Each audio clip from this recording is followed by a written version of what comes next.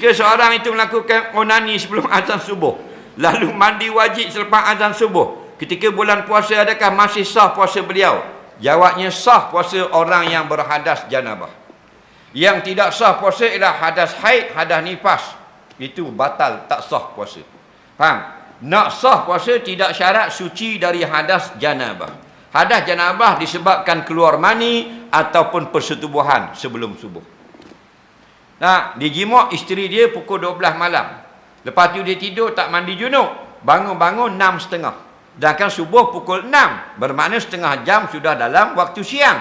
Hukumnya sah puasanya.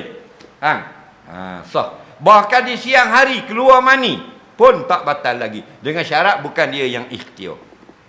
Kalau dia yang ikhtiar, batal. Duduk saja tengah hari, ya mani. Keluar. Mani pun keluar, batal. Kerana dia yang suruh keluar. Faham? Tapi kalau siang hari dia termimpi keluar mani, tak batal puasanya.